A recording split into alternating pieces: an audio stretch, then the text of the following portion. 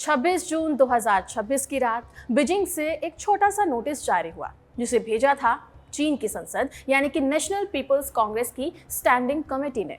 इस नोटिस में 14 बड़े नेताओं और अफसरों के नाम थे जिन्हें उनके पद से हटा दिया गया था।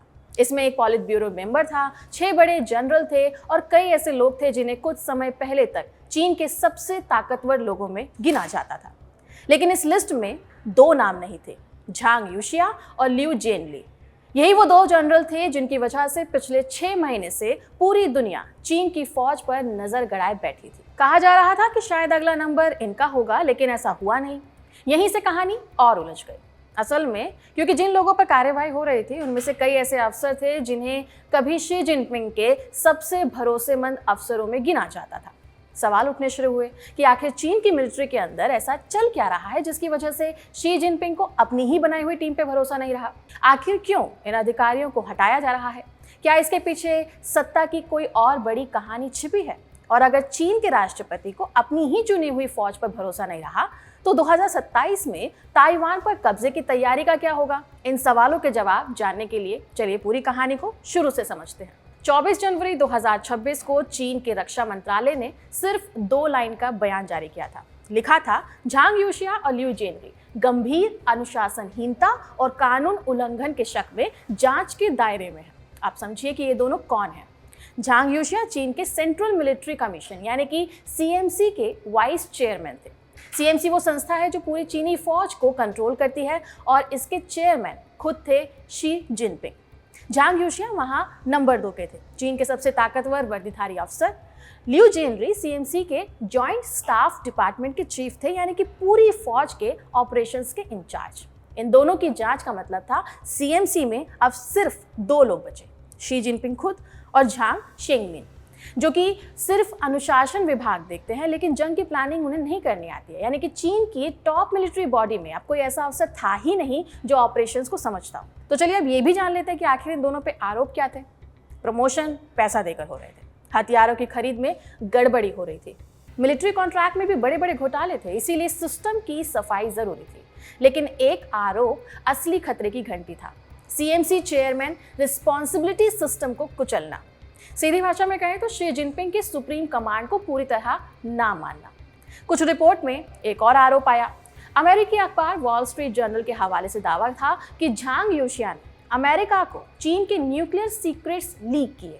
लेकिन CSIS के एक्सपर्ट्स थॉमस क्रिस्टेन इस आरोप को महज एक राजनीतिक सहूलियत बताते हैं, एक ऐसा लेबल जो बाकी अफसरों को समझाने के लिए काफी है कि झांग को देशद्रोही कहकर हटाना सही था, भले ही असली वजह कुछ और हो। इतिहास में झांके तो 1989 के बाद ये पहली बार था जब 2 स्टिंग पॉलिट ब्यूरो मेंबर्स को टर्म खत्म होने से पहले हटाया गया। 1989 में तियानानमेन चौक के आंदोलन के बाद देंग शियाओपिंग ने झाओ जियांग और हु किली को हटाया था क्योंकि उन्होंने फौज भेजने का विरोध किया था। झांग यूशिया और लियू, इनका भी उसी तरीके का लेवल का झटका माना जा रहा था। लेकिन वापस अगर आज में आए तो ये सिर्फ 2 नाम की कहानी नहीं है, ये एक बहुत बड़े सफाई की सबसे ताज़ा कड़ी है। CSIS के डेटाबेस के मुताबिक 2022 से लेकर अब तक चीन में 100 से ज़्यादा PLA अफसर या तो हटाए गए हैं या गायब हो गए हैं या जांच में हैं।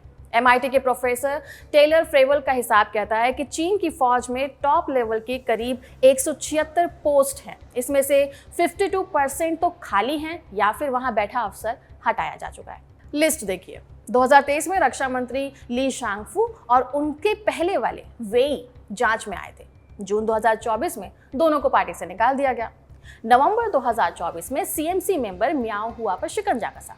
मार्च 2025 में CMC वाइस चेयरमैन वेई दोंग अचानक से गायब हो गए, जिसके बाद अक्टूबर 2025 में उन्हें औपचारिक तौर पर पार्टी और फौज दोनों से निकाल दिया गया। इसी महीने झांग शेंगमिन को प्रमोट करके वाइस चेयरमैन बनाया गया था। CMC में बचे थे भरोसे के आखिरी नामों में से वो एक थे। और फिर वो रात आई जब 26 जून 2026 को एक झटके में 14 अफसरों की कुर्सी चली गई। इसमें पॉलिट ब्यूरो मेंबर मा शिंगरुई और 6 जनरल शामिल थे।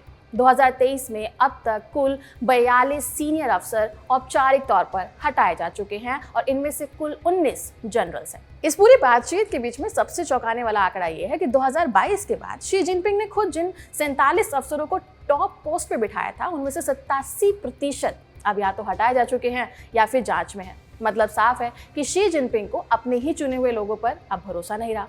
पर इन सबको निकाल देने की वजह सिर्फ करप्शन तो नहीं हो सकता है। CSIS की रिपोर्ट में थॉमस क्रिस्टेसन लिखते हैं कि चीन की पूरी फौज में करप्शन जो है वो दशकों पुरानी बीमारी है। हर बड़ा अफसर कहीं ना कहीं इसमें शामिल रहा है।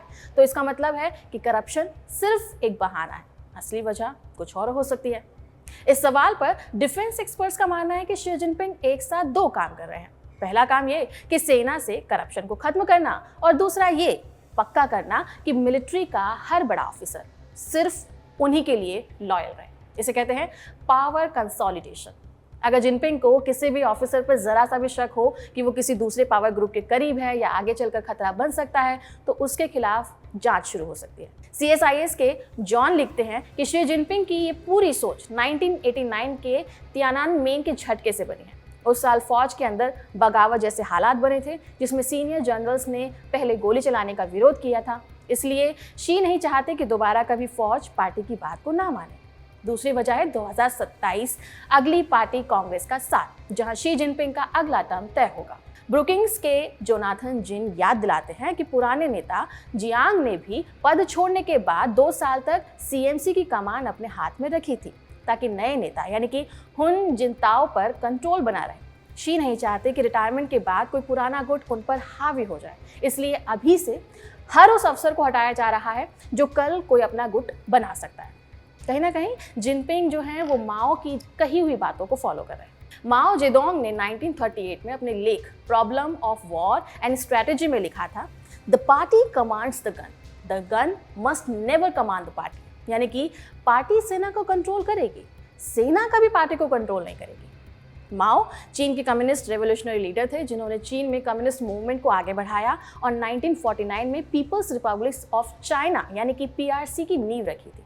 उनके हिसाब से अगर सेना इतनी ताकतवर हो जाए कि वो खुद फैसला लेने लगे तो वो पार्टी के लिए सबसे बड़ा खतरा बन सकती है। इसलिए शुरुआत से ही एक बात तय कर दी गई, चीन की सेना के ऊपर आखिरी कंट्रोल हमेशा से कम्युनिस्ट पार्टी का रहेगा और इस समय कम्युनिस्ट पार्टी का चेहरा है शी जिनपिंग। चलिए अब अगला सवाल ये आता है कि जिनपिंग ने अपनी ही सेना में ये जो एक्शन लिया है उसका असर क्या पड़ेगा। तो असर ये है कि ईस्टर्न थिएटर कमांड जो कि ताइवान का मोर्चा संभालता है वहाँ मार्च से दिसंबर 2025 तक 9 महीने कोई कमांडर था ही नहीं। CSIS की बानी लिन लिखती है कि 2024 में चीन 3-4 दिन में बड़ी मिलिट्री ड्रिल खड़ी कर लेता था। अप्रैल 2025 में वही ड्रिल तैयार करने के लिए उसे 19 दिन लगे और वो भी उतनी बड़ी नहीं थी। लेकिन एक दूसरी थ्योरी भी है।